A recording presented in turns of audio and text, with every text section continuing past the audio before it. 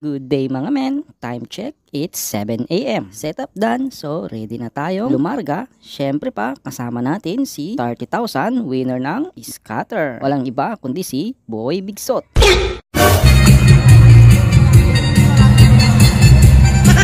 Ang balato ko, isang Mountain Dew, napilitan pang maglibre. Talagang kondisyon si Boy Bigsot, let's go! So, nandito na nga tayo sa ating napakainit na spot malapit sa ilalim ng tulay dito sa Barangay Inamutan. Yan o, sana may makuha dahil magna-night fishing tayo dito. Hanggang dito na lang itong service natin. Mula dito maglalakad tayo papuntang ilog. Alright, like and share. Nandito na ang Team Kagas sa spot, waiting kung may kakagat. Syempre, kamustahin pa rin natin si parelax-relax na si Boy Bigsot. Ay doy budoy, anong lagay mo? Ngiting tagumpay.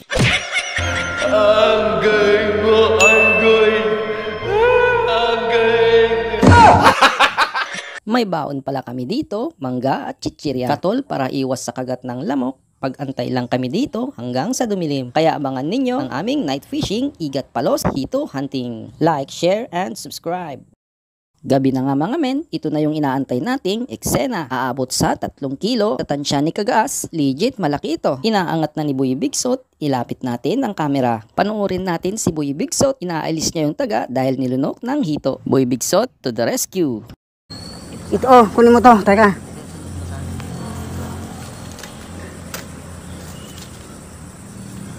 Laki. Grabe. Grabe ang laki. Ayun. Ang laki. Ang laki. Ang laking pantat. Oh. Teka. Wag mo lang, wag mo lang. Ay, ko. Iko, tangan na ano ko, sima ko. Ayun, uy. Teka, ilaw mo, ilaw mo.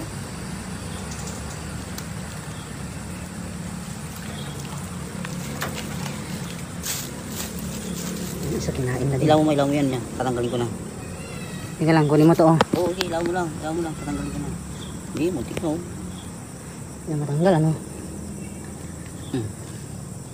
Tanggal na? Oo. Okay. So nakauwi na nga kami, tignan ninyo itong nahuli ni Kagas, grabe, abot sa 3 kilos, isdang hito, big size, di ba? Kita nyo naman, kasing laki ng talampakan ko, ang kanyang ulo. Nasa 3 kilo daw ang bigat, jackpot si Kagas ngayong gabi. Ilagay muna natin sa fishnet, check natin ulit bukas.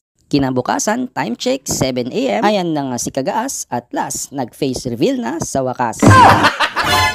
Ngayon, sa mas maliwanag, ipapakita niya ang kanyang premyo na big fish hito. Legit, sobrang laki, solid, sinukat ni Kagas, hanggang biwang niya ang haba. So, anong next nating gagawin? Syempre, for sale na natin ito. Tama ang narinig nyo mga men, ibebenta na natin ito sa halagang 150 to 200 pesos. Kaya mga kasuki, bilhin nyo na itong pet ni Kagas.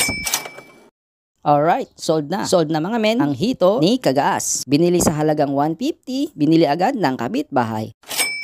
Di bale, meron naman tayong 1 kilo na naman loob ng baka. Iluluto natin ito pang papaitan. Yung napagbentahan natin ng big fish hito ay dinagdagan ko, binili ko agad sa bayan ng papaitan sa halagang 300 pesos.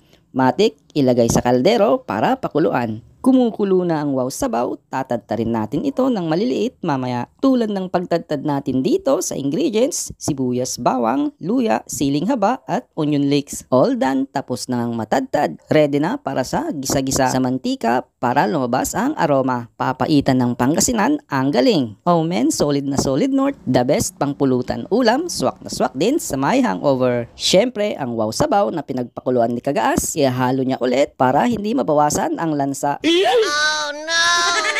Ito na pala ang main ingredients natin, ang mapait-pait na pinigang katas ng damo na kinain ng baka. Syempre, baka din ang gagamitin nating cubes. Onion leeks at siling haba, pak tapos ng matadtad, pang toppings. Kumukulo na nga ang wow sabaw. Pag kulang sa alat, magdagdag ng asin o patis o pampalasa. Oh men, so ano pang hinihintay mo Kagas? I-serve na natin habang mainit pa. Ang pinapaitang baka ni Kagas, san ka pa? Dito lang yan sa Buhay Probinsya, basta luto ni Kagas na imas.